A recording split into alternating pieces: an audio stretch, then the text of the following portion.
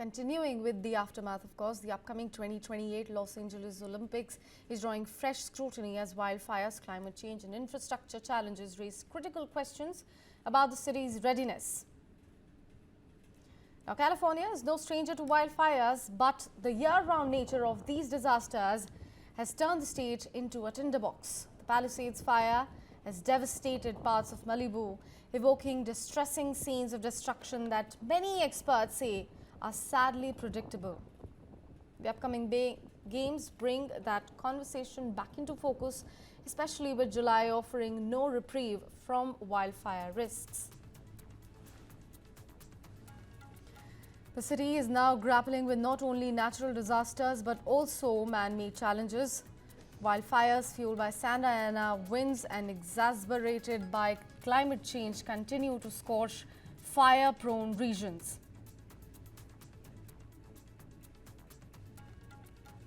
Compounding the problem are issues of urban sprawl and outdated zoning laws that have pushed communities closer to high-risk landscapes. Even President Biden also warned recovery efforts may take billions of dollars. Listen into what he exactly said. First, I want to share an update on where things stand now, as we know. One, over the past few weeks, state and local and federal firefighters were able to prevent the largest fires from moving into new areas. In other words, they've been able to contain the fires. 14% containment in the Pacific Palisades that's how much has been contained. 33% in the fire in Pasadena, 95% in Sylmar, and the fire in Ventura has been 100% contained. And that's progress. And although the federal government is going to cover 100% of the cost for the next 180 days for things like firefighter overtime pay, debris removal, temporary shelters, it's going to cost tens of billions of dollars to get Los Angeles back to where it was. So we're going to need Congress to step up to provide funding to get this done. And we're going to get that done, God willing.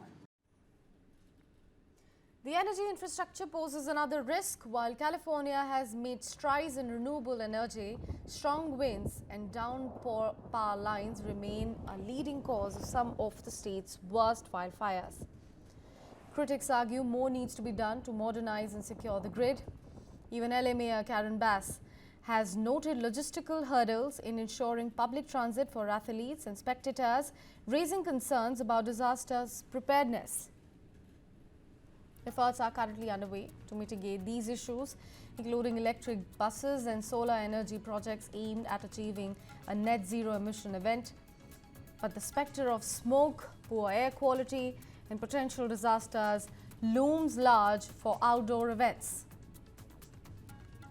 Experts now emphasize that these wildfires should serve as a wake-up call for event organizers to adapt to climate realities. As the world now prepares to watch the 2028 Olympics, Los Angeles stands at a crossroads. Will the Games be a showcase of resilience or a cautionary tale? Only time will tell.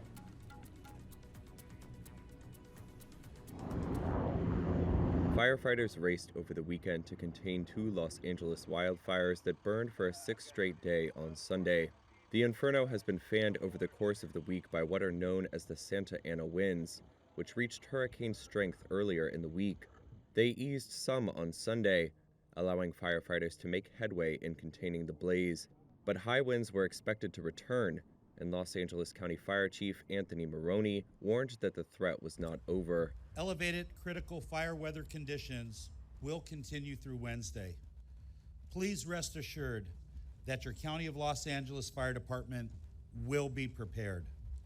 These winds, combined with low humidities and low fuel moistures, will keep the fire threat in all of Los Angeles County very high.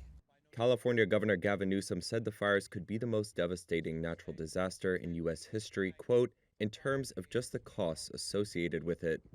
He said at least 24 people have died, and with many more missing, the death toll is expected to rise. The combined fires have destroyed thousands of homes and forced 100,000 people to evacuate. Some of the evacuated took up shelter at this FEMA assistance room in West Hollywood on Sunday. They included Zuzana Koda from Topanga, west of the city. We're absolutely terrified. We've left everything behind. We have no insurance. As far as we know, our landlord says our house is still standing in Topanga, but nobody's letting residents in. And we're very concerned about the next few days with the Santa Ana winds kicking up. Over the past week, many relief efforts have popped up across the region, including this massive donation center in Arcadia, a city close to the Eaton fire.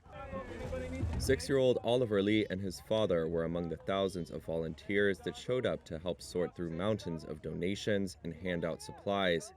The worst part about the fire was